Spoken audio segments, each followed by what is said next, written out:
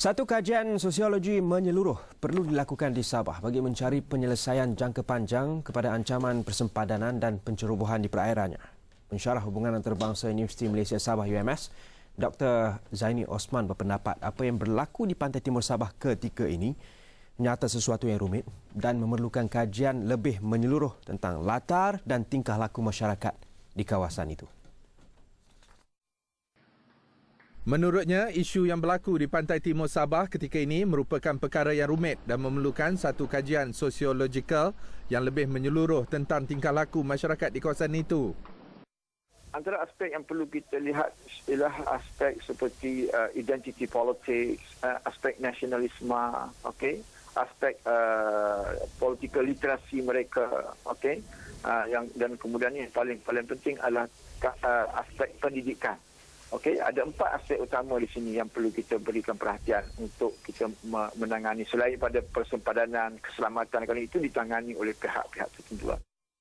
Ini jelasnya kerana perlu dipersoalkan mengapa di sebalik pewujudan Kawasan Keselamatan Khas Pantai Timur Sabah, ESKOM, dan pemantapan daripada sudut keselamatan dilakukan, pencerobohan masih berlaku.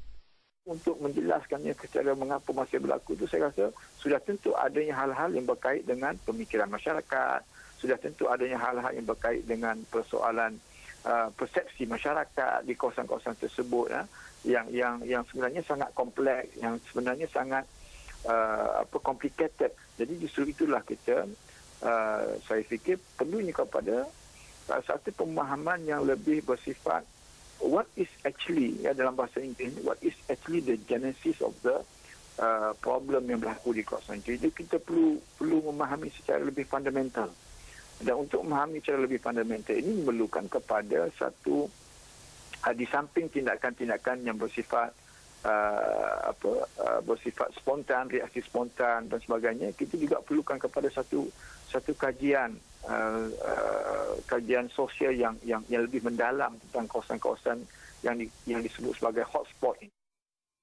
Kajian sosiologikal itu menurutnya bukan sahaja perlu membabitkan rakyat Sabah tetapi komuniti sempadan di kawasan itu seperti Bajau, Suluk, Tidung dan Sungai.